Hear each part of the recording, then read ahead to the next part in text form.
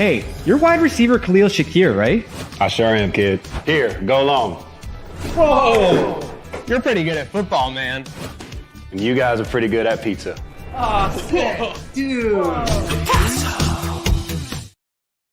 I know. My throwing motion and all the critiques will never recover. I get it. But welcome back to the PICASSO'S pregame show. I'm Maniac here with your friend, my friend, all of our friends, Jake, Majka. Mr. Majka, what a difference a couple weeks makes. But I feel like we got the recipe set for, the impact win, the impact game that we need for these Buffalo Bills tonight.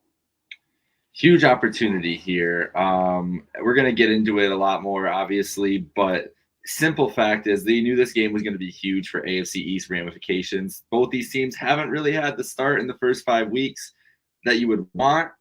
Although I think we're overreacting a little bit to the Bills 3-2. We'll get to that later on too. But here it is. We knew this game would be a chance. Dominate the division, or to dominate and win in the playoffs, you have to win your division first. And this is a team, the Jets, who were favored before the season in a lot of things, a lot of places, to be AFC East champions. This is their chance to prove it tonight. So a lot to prove for both teams, both sides. Yeah, I'm not saying the Bills are the villain here, but they basically are in the Scar position with Mufasa being the Jets. They could throw them right into the stampede and all the danger, the odds-wise and everything.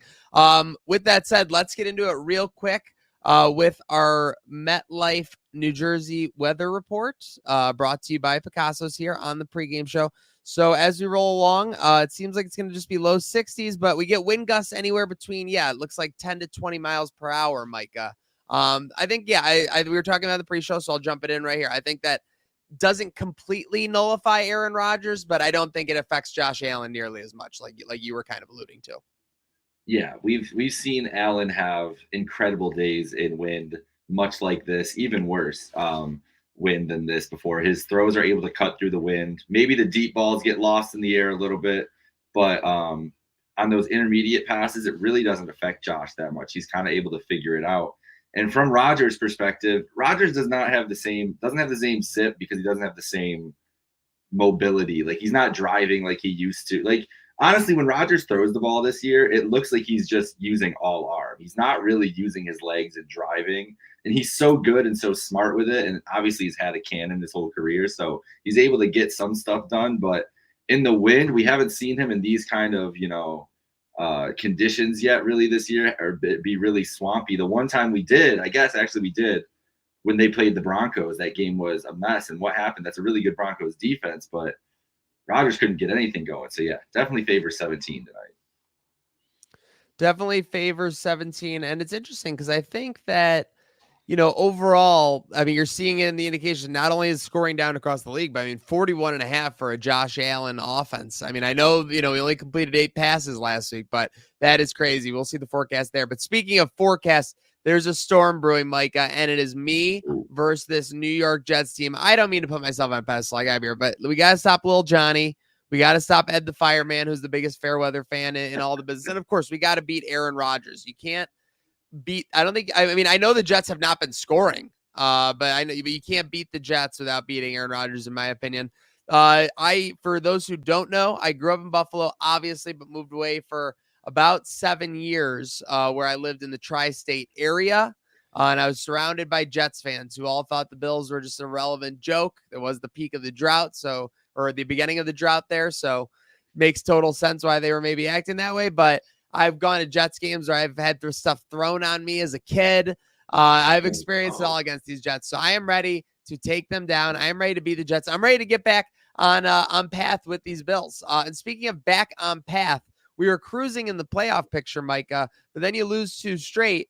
The Bills still have a lot of momentum in this area. Let me pull it up. Our playoff picture here, presented by PICASSO'S Pizza on the pregame show. But yeah, Scar Mufasa with this playoff position tonight. I know we were talking about it. I know we were alluding to it. Before we get into the game breakdown, we'll go right over it. Bills minus 230 currently. Oops, sorry. Okay. Thanks a lot, website.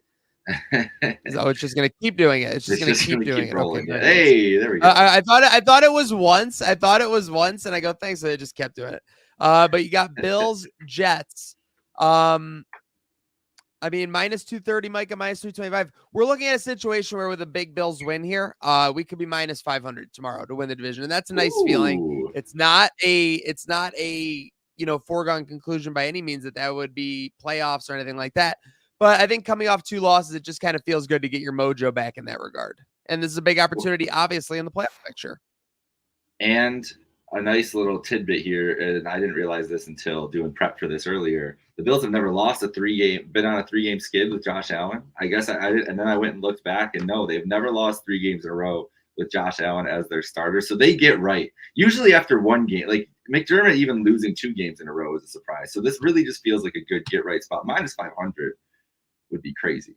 I mean, but like from where we were at the start of the season when they were, plus 180, plus 190, and the Jets were up there ahead of them. Big swing, you get that win over the Jets in this division, man. It's just gross. Like you're 2 games ahead of at least a game and a half ahead of everybody. The Patriots are lifeless. Who knows what we're gonna get with the Dolphins, but it's a big uphill climb for them. They feel like the old NFC East. That's what the AFC East feels like. Like our 2010s NFC East, where the winner could be 8-7 going into week 17 and have a stranglehold on the division still. That's where we're at with this. Yeah, a little bit sloppy for sure. And speaking of sloppy and speaking of where we're at right now, I mean, is this safe to say? Desperado? Ooh. Is that spelled right? I don't even know. It might need another E in there or something. Might need an E in there. Jets are desperate. Jets are desperate, but it feels to me like they are deferring to Aaron Rodgers in every situation they can, and they're still not getting that much out of the offense. Oh yeah, head coach, GM, quarterback, conciliary. I don't know what he is. I really do think that there is a possibility that he is a sleeper agent trying to take out Johnson & Johnson, but we'll get to that on another day. This man he's not good enough to command this much power anymore. That's simply what it is. I still think Rodgers could be an effective quarterback. If Rodgers was playing, what if Rodgers was in San Francisco right now? Like say Brock Purdy, there's the layup, right? You want to talk about what I mean? Or he's in Minnesota. Like instead of Sam Darnold is there. Like if he's with one of these coaches, he's probably an MVP candidate, lighting it up. Could he do what Joe Flacco is doing for the Colts? 100%. The problem is he can't run this offense just himself. Nathaniel Hackett, we all know, like it seems everybody in the NFL except Rodgers knows that this guy is they're basically trying to kick him out of the building. They're like, yeah, you can't even call plays anymore, man. Like you're just kind of here to be Aaron Rodgers. Like I don't even know what he is. The shield, I guess, to Aaron Rodgers' sword of what's going on in this situation. It's crazy. So yeah, it's desperation time because if you lose this game, what is the spin on Tuesday morning in the media for that? I was gonna say we got it next here. Where are the Jets in their story? I mean, I feel like we could be like deceptively close to the end of the Aaron Rodgers chapter as Jets. I know that it seems like he's in all power now. The vibe that Aaron Rodgers has being in power right now, and I wrote this down in my notes, is like Kylo Ren at the end of The Last Jedi when he's just kind of in power because everybody else has either died off or by his own doing has kind of just created this situation. It's just a big mess. It's a big bunch of ridiculousness. And I don't even think it would take like an injury necessarily. Like I know I alluded that I didn't think he was going to make it through the season earlier in this, on this channel. But I could see like 10 points or less on offense and maybe like things go like self-destructive for the Jets. Like seriously, because you'd be talking about essentially 3 straight you'd be talking about for an Aaron Rodgers team, you'd be talking about less than 40 points over 3 games, Micah, if they do 10 or less today. If they lose tonight, is it safe to say it was cursed from the beginning? I mean, I feel like it's pretty self-explanatory that it is, but it could have started worse. You said it yourself, though, right? He could have gone to the Vikings. I don't care what anyone says about the Packers-Vikings situation. It was wide open. Could have gone to the 49ers at the end of the day. Could have found his way to the 49ers for sure. But the reason he ended up with the Jets is because the Jets signed off on this. They were going to allow him to do whatever. They signed a deal with the Aaron Rodgers devil, and now it's come due, Micah. Yep. And you wonder why. So with that said, for tonight, It's just a wonder why like the tentpole franchise in the NFL was willing to push out their Hall of Fame quarterback, and the Jets were like, "Hey, Desperate. bring him in." They were like, "All right, Yeah. see you later, buddy." Like kicked him out the door, and the Jets were like, "Bring it in, buddy. Like we'll take this all on." And yeah, you reap what you sow in the NFL. It's kind of crazy. But hey, they win tonight. It all turns on its head. Rodgers is on McAfee tomorrow, laughing it up, all hyped up, saying, "Oh, we just needed some time." Let's talk about that though, real quick. So obviously they're probably going to get a boost from firing their coach. Teams tend to get a quote unquote boost. Yeah. But with that said, at an over under of 41, it's not like they're going to go like offensive crazy. It seems. How do you see maybe this first half playing out? Do you think that the Jets come out with a lot of energy, or is it something the Bills are able to nullify quickly? Well, I really don't think both offenses are going to light it up in any scenario tonight, even best case scenario. So I do think it's going to be a little bit of a slog to begin, but I don't think that the Jets offense is going to be able to move the ball effectively at all at any point tonight. They can't run the ball. They're 31st in rushing. I think either EPA or just rushing in the NFL. I'll confirm as I'm going through this here.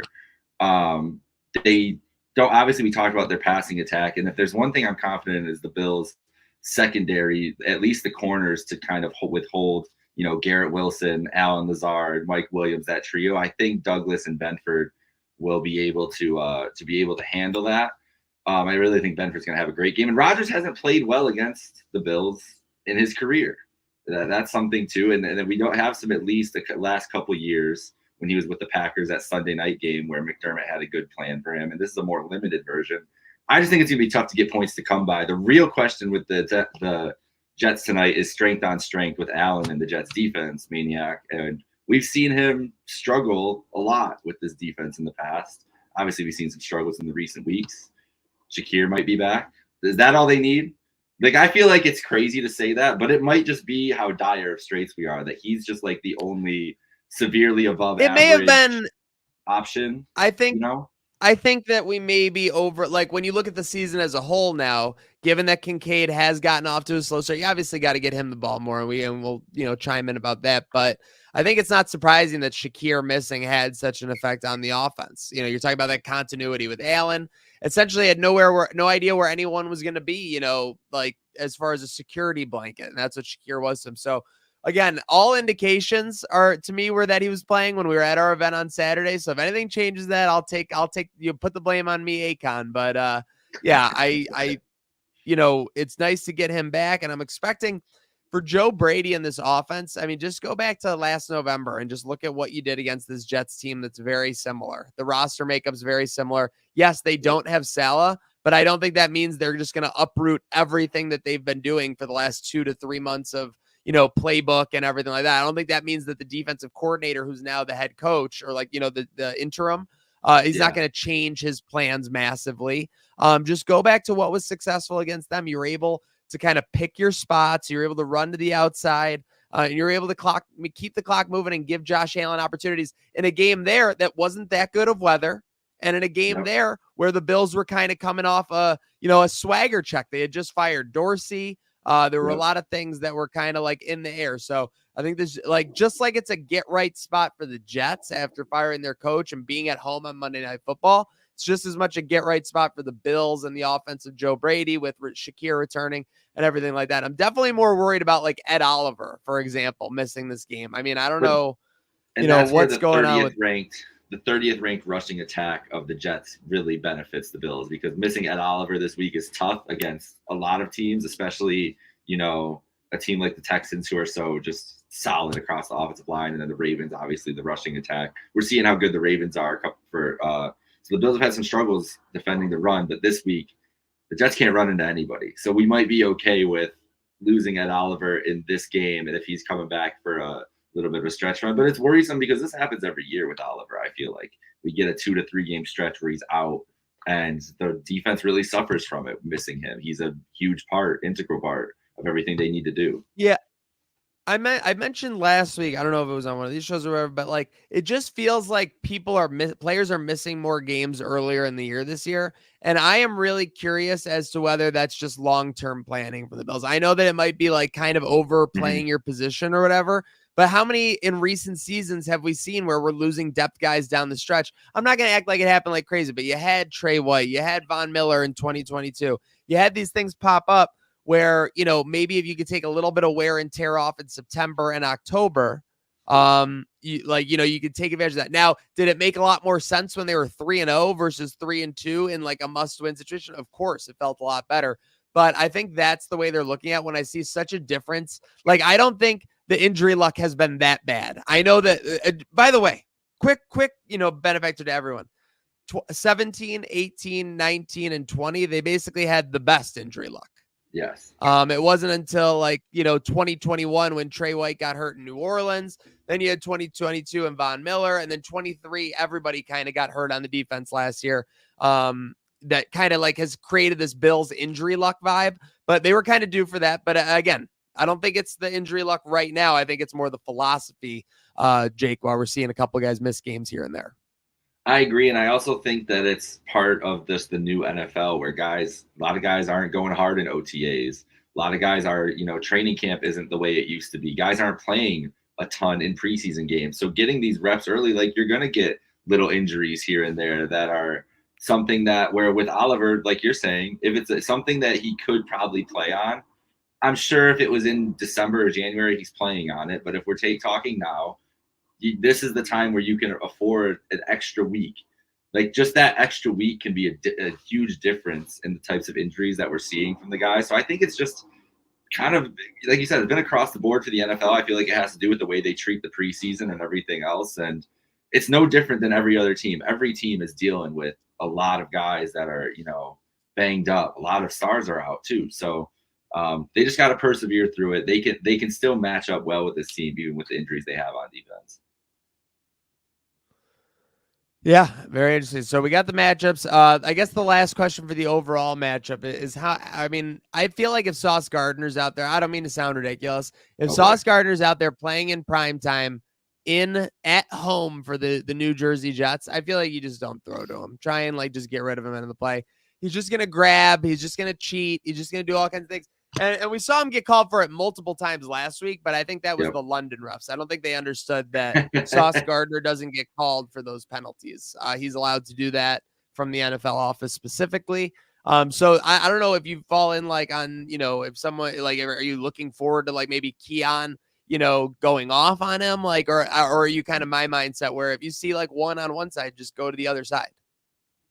Yeah, I don't think they're going to be able to get a guy who can really separate on Sauce. The 3 penalties last week are, due for him. But yeah, it feels like Monday Night Football at home, he might get a couple of those flags kept in the pocket. I would avoid him as much as possible. I'm interested to see what the game plan is for him defensively, if he's following anybody around.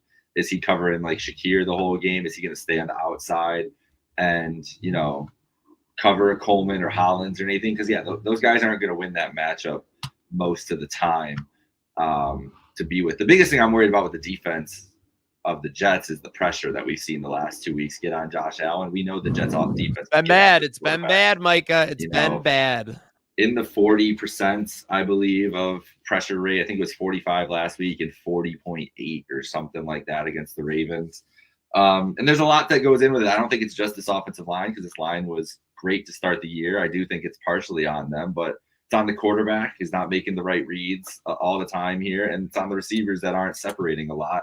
This is a defense that's tough too. So they got to come with a counterpunch. The last 2 defenses, good defense they played the last 2 weeks on the road. It's another one this week. They figured out a way to kind of slow this offense down. Brady's got to have a counter. That's if you're a good offensive coordinator. We've seen it in the league this year. Counterpunch. Look at a team like the Bears who got figured out for the first couple weeks, and now Caleb Williams is throwing 4 touchdowns and doing stuff. Teams are adjusting to how you're getting defended to start the year. Bills just got to do it here. They got to do it early. Agreed. It was interesting that, Brady kind of came along at the end of last year. Teams didn't really have a lot of time to adjust to him. And he had success. Now we're seeing kind of putting more on tape, and we're seeing maybe potential adjustments. Be interesting to see how he counterpunches. We got MetLife Stadium tonight. Who you got as the wild card for the Bills, Micah? My wild card for the Bills tonight is an old. I don't know if they were Packers teammates, but Rasul Douglas is the guy. He's the guy tonight. Okay. If it's a Benford game, a Rasul Douglas game, I said that the corners are going to have a big part shutting down Garrett Wilson. I don't think they'll chase Garrett Wilson around. I think Douglas will get some time on him tonight, along with Benford. And Douglas is a guy who wants to make a big play. Like he's gonna take chances. I think that we were talking about the wind tonight and how Rodgers, his arm doesn't look the same as it does. I think he leaves a couple out there trying to make a couple plays.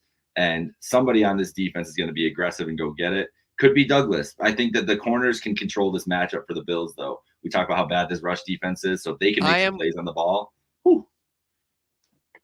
I am going to jump on that bad run defense or bad run offense for the Jets you were talking about. I think the wild card tonight, someone who typically stops the run and maybe that lets him, kind of just have a big game overall and, go nuts. Daquan Jones.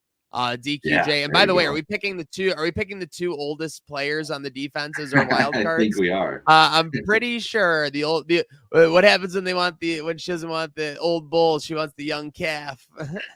But yes, looking forward to Daquan, hopefully causing nightmares in the middle for that Jets team. Let's bring in our Picasso's parlays, or in your case for today, Micah, your Picasso's prop bet. Yes, Picasso's prop. As I was talking about with the cornerbacks, I think they can dominate this game. Christian Benford, plus 900 for an interception tonight. I think you got to lock it in. I was looking at parlays and a lot of factors. I love doing touchdowns. I love doing yards. Can't figure out anything with this Bills team. They're not a team to bet yardage for anymore. So I was looking at the defensive side, and I'm like, listen, all these parlays I can put together, you get a plus 900 for Benford to get a pick. I think Rodgers throws 2 of them at least tonight. So get Benford one of those. It is a really good way to be excited when Rodgers is going to be doing his douchey back shoulder throws today for sure. So I kudos you on that one. Definitely a good way to keep yourself entertained. I'm going to go. I always toss my Bills money line. Love when we're getting it at like even money. Bills money line plus Kincaid anytime touchdown. It's about plus 265. That gets you to just over 5-1. I feel like they're just going to target him. There's been a lot of chatter past week about Sam Laporta, seeing him his usage in Detroit with a similar yardage but less touchdowns and reps. Just got to find a way, Mike. You got to find a way to get these guys involved. Got to find a way to get out of MetLife with a win, one way or the other. Yeah, and with Kincaid specifically, man, like it didn't have to be like a superstar run right away. Like it's okay if he has some growing pains throughout the start of this year. This is the first time he's been like a main focus of defenses. Teams have tape on him after the year. He can still make adjustments going into this year. Like I expect a big second half of the season for Kincaid, and it could start tonight. It could start tonight. Let's start it tonight. I know you predict on Pay the Bills, obviously, but I know things changed a little bit in the window. Any final thoughts as we lock it in? I am going to keep my same prediction, but that was almost a week ago. So like it's I was going to say, I know we have a forth. nice little window, like where maybe a storyline comes up or something changes. Not that you have to greatly change. You might even keep the same score with a storyline, but I just like how there's a little window for that. Yeah, definitely. And I think that both offenses, I've looked at it a bunch of different ways this week. I think both offenses are going to struggle tonight. I don't think it's the ultimate get-right game for the Bills. I do think the Bills will be good at protecting the football, and that's where they'll win. As I just said, I think Rodgers is going to have some turnovers. I think that's been Allen's strength. Now, Carson made a good point on Pay the Bills. He's like, you know what, man? I want Josh Allen to throw some interceptions because it means he's pushing the ball. Like if he's getting 280 yards and throws a pick, I'll be happy. I don't know if I agree with that completely, and I don't think this is the matchup to try to do it. So I think that they're going to protect the ball. I think Allen uses his legs a lot more tonight. And a lot of drives, not that you necessarily have to score on drives, but you keep the ball and get deep into it's going to be a field position game, Big Ten football type game. I think it ends up 19-14. So I am changing it a little bit. 19-14 is the score tonight. The Bills get a win. I could have sworn. I think I love Carson wanting wanting Josh Allen to throw more interceptions. It reminds me. I'm pretty sure of a take that like Stephen A. Smith had like almost 10 years ago, where he wanted I think it was Tyrod Taylor to throw more interceptions, just strictly because it was the ultimate example. I guess Allen is kind of Tyroding a little bit these last couple weeks. With that said, I do like us to just absolutely dominate them tonight. I'm worried about a late score for the Jets. Not to sound cocky, I'm just worried about a late score for this. So I'm going to give the Bills a 10-point win, 24-14. Might be like a rushing touchdown late for Cook, like maybe rips off a 40-yarder after, like you said, a bad Rodgers pick. But I got 24-14. This one goes under on Monday Night Football. Unbelievable if Allen and Rodgers for a game to be 41.5, honestly. But that's the reality we live in, and hopefully the reality we live in on tomorrow is Victory Tuesday, Micah. Yeah, man, this is the biggest. This is a pivot point in the season. No matter what you look tonight. At the odds again. We can pull them right back. Right back where whatever they were. What do you think? It's close to even if the Jets win tonight, and you're You're talking about major. But now, don't get me wrong though, too, because I remember in 2021. We beat the Chiefs in Kansas City to take like a 2-game lead on them at that point. And at that point, with the way the Bills were playing and with the struggles that Kansas City was having, it seemed like that was insurmountable. It seemed like the Bills were going to not cruise, but like 2-game lead felt like a ton at that point. So even if they're minus 500, still a lot of work to do, but there's no sugarcoating it. Huge juncture in the swing of the AFC East tonight for whatever happens. No doubt about it. Yeah, can't wait, man. I feel a lot better. I feel a lot better this week than I did going into the last couple of weeks. I can't lie. I don't know what it is. That Sunday night game was a little scary. I think we both predicted. I don't know if you predicted a loss. I predicted a loss for that one. Thought it would be stronger. Here's the thing about last week. They still were able to hang in it, right? So it feels like even through all the struggles, that one of the worst games Allen's played, if you have a chance to win that game late, there's not a lot of teams in the league that would. So I still like the resiliency of this team to bounce back. I don't think they're rolling over anytime soon. You said it perfectly. It feels like we got hit with like a 1-2 punch where it was just the Ravens at 1-2, like needed the win, and they had a great offense to take on the Bills. They were desperate. On the flip side, I think we laid a McDermott egg kind of last week. You had Bishop getting burned for a 70-yard touchdown, but it was all kind of like a perfect storm. Bad offense. Bishop getting burned. Like, how easily are those things solved? Pretty easily by the Bills standards when you have Josh Allen, when you have McDermott scheming. So let's wrap it up. PICASSO'S pregame show. Make sure you're checking any location locally to get those orders in or ordering anywhere nationwide on Goldbelly. But let's get a nationwide win because let's face it, I'm not watching any Manning cast highlights if the Bills don't get a dub this game. Hopefully we'll get a Victory Tuesday. And most importantly, let's go Bills.